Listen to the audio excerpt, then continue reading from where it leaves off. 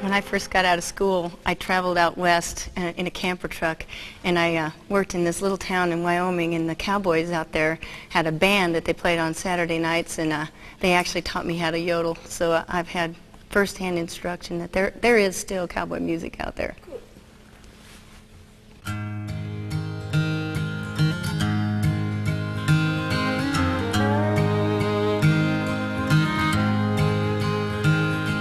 As I was out riding the graveyard shift midnight till dawn, the moon was as bright as a reading light for a letter from an old friend back home. I believe there's a big revival of the cowboy thing going on, and I think through the 50s and throughout the 60s, we were inundated with the cowboy deal. Every other half-hour program on TV was a Western. We were stereotyped, and it just got to be, you know, sometimes situation comedy plots with a cowboy hat thrown on the guy, you know. This has probably made its circle, but I think it's come back with a revived interest because the cowboy's telling his own story, probably for the first time. Well, a group of jolly cowboys discussing the plans at ease. Says one, I'll tell you something, boys, if you will listen, please. I am an old cowpuncher, and here I'm dressed in rags. I used to be a tough one, and I'd go out on big jags. Western music is undergoing a revival, as seen at music festivals around the country. I felt like there were a lot of country music festivals, but there was nowhere where you could go to get something that focused in on the Western side of that. In fact, country singers were even going on talk shows, and I've even heard them doing it recently still, saying, don't call it country and Western anymore. Let's just call it country. Well, us Westerners didn't settle with that too well, and so 9 years ago I decided to create an event that would showcase Western music primarily and the roots of it, as well as everything else that has to do with Western culture. He does the cowboy boogie, the cowboy way, the cowboy boogie. Come as high, yippee, yippee, yippee, yippee. I think nowhere else in the world has the frontier been so celebrated. People look in America and around the world to that free and independent life of the cowboy. Whether you live in Germany or Hoboken, you know, everybody wants to get away from the bills, the mortgages, the ex-wives, you know, and just think about a free and open life. And that's what the cowboy represented. Let me tell you my thought about why the Westerns will always be appealing. A horse does not wear a license plate, and he doesn't change models every year.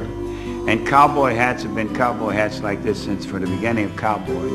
And cowboy boots have been the same since the beginning of cowboys. I don't think there is one little boy ever born on the face of this earth that doesn't hope to grow up someday and be a cowboy. I think that what makes country music so popular is the same thing that we loved about cowboy movies, Western movies. You know, it's like the heroes, natural heroes of the earth. There's just something about the dirt, something about horses, something about the land, something about honesty, something about the music.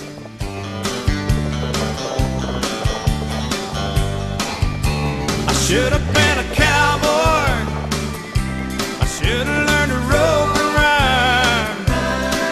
I'd be wearing my 6-shoe, riding my pony on a cattle drive, stealing a young girl's heart,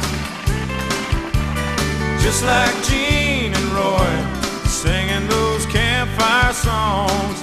Oh, I should have been a cowboy. The singing cowboys, that's part of our roots. You can watch any Gene Autry or Roy Rogers movie early on, and they're doing country music. That's what they're doing. They always fascinated us because they were the last true, absolute heroes. The great white hats are gone. We've got action movies now, we have adventure movies. You can upset 28 cars and you can set a whole town on fire, but you don't have the heroes. You don't have the guy in the white hat that steps up on that horse, that silver saddle, and you look at him and say, man, I want to be like that. Don't have that anymore. Well, I read off the last of the letter and tore off the stamp for Black Jim. And then Billy rode out to relieve me. He just looked at the letter and grinned. And he said, why do they write for their money? And why do they rope for short pay? They ain't getting nowhere and they're losing their share. Oh, they all must be crazy out there.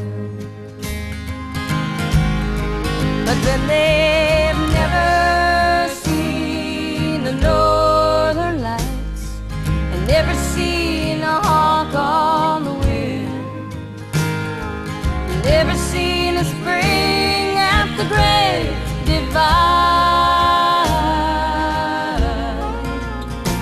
No, they never heard old Cam Cookie sing. Odelay,